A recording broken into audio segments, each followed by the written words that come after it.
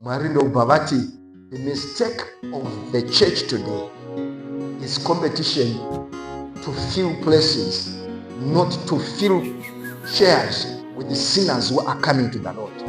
Most of the people who go to this gathering, where are the sinners?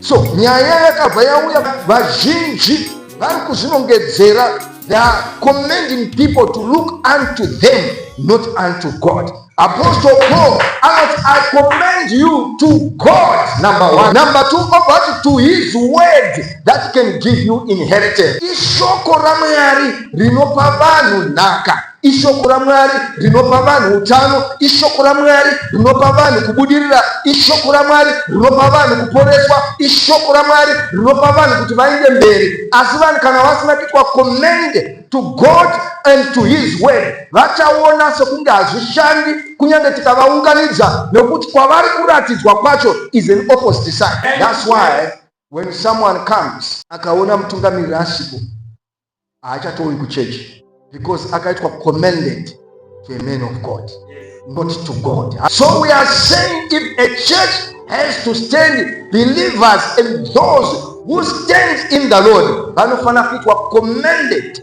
kuiswa kuna Mwari, woiswa kushoko ra Mwari. The results of being commended and trusted to God dzinounza kuti dzisangane nemanidzi edu. So people are doing vice versa. They are commending people to miracles. They are commending people to healing. Yet it is the word that heals. It's the word that brings miracle. That's why today, and they have no patience to sit down to learn the word of God, because they want something they can quickly hold. But we are not saying so it is as fun critical. But if I'm commended, if I'm staying, if I know God first, nekuma kutaura Apostle Paul aiti Mwari uyu kunyange ndaenda kwandiri kuenda, zivai Mwari uyu ndiye wokutanga. Kana vamuziva Mwari iyeye whom I'm commending you to be under, then everything you shall receive it through his word. Asi pesoko irori richakupai nhaka pakati pavakaitwa vatsvene. Kana vanhu vaiswa pasi pesoko, when I'm under the cover of his word, it is easy to claim any blessing. It is easy to believe God for any miracle. It is easy to believe God for any prosperity. And you know that don't really pass pesoko racho, don't pass instruction. Then number 3, chimwe chikonzero Apostle Paul wakanga achitaura nenzira iyoyi, akataura achiti ndinoziva kuti kune vamwe vachamuka pakati penyu vachatanga kubhengesa kana kutsonyorera mascriptures kuparidza zvisirizo. Vangwarire. A person who does not have the word of God cannot defend himself from heresy, from wrong doctrine. Ramwari irori ndo rakanzi it will be able to build you up. It's not any other thing. Mukristu anovakwa nesoko ra Mwari. Semavakirwa atinongoita muviri wedu nezvokudya, soko ra Mwari is the one that builds us up. It is important for every believer to desire kuti akudzwe nesoko ra Mwari. Taura noumwe munhu zvikanzi mufundisi tinokuziva ivi, ndakambokuona, ndinoziva kuti munoshandiswa naMwari, ndakamboona madhimoni achibuda, ndakamboona zvimwe zvinhu, ndiri kufolowa matichini enyu, ari kundikomborera.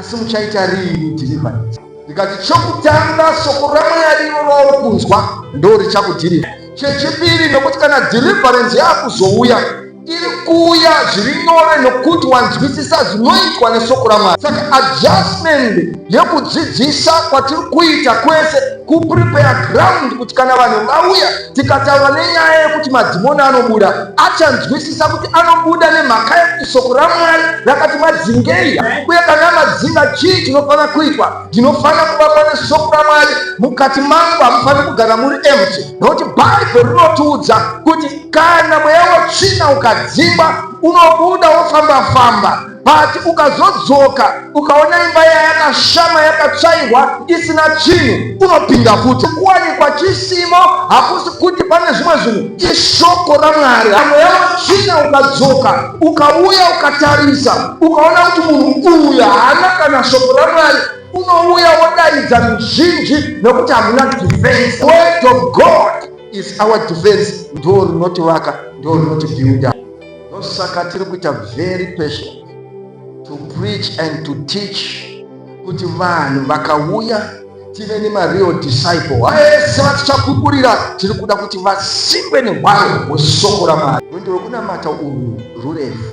Pavaiti avoid, vaindiratidza picture ndogara ndichitaura nguva nenguva yekuti vaiti pachauya a mighty move and revival. Vese vakati commended under the man of God.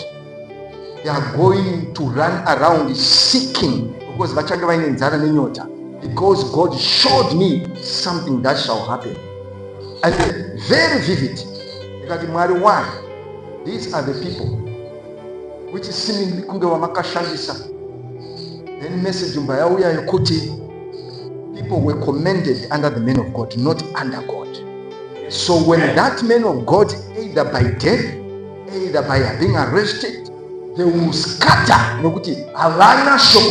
Bible says, I commend you to God. Number one, people should be commended to God. Number two, to His word. Because iyo soko la Mwari ndilo rinogona kuvavaka nokuvapa nhaka pakati pavakaitwa vatsvene. Kana soko ravakika mukati muupenyu hwevanhu, ndiro richaunza manifestation yehealing, ndiro richaunza manifestation yeprosperity, ndiro richaunza manifestation yekusumudziwa, nekuti rakanzi ndiro richakupai nhaka pakati pavakaitwa vatsvene, ndiro richakuvakai. Tinorida kuti ritivake, tinorida kuti risimbise vanhu, tinorida kuti rinongedzere vanhu kwavanofana kuenda chaiko, tinorida kuti rivake munhu kunyange ari yega, varipo kana kusavapo. Mwari ndinaye kupfurikidza nesoko ravo. Vakaramba kunamata Mwari ndinaye kupfurikidza nesoko ravo.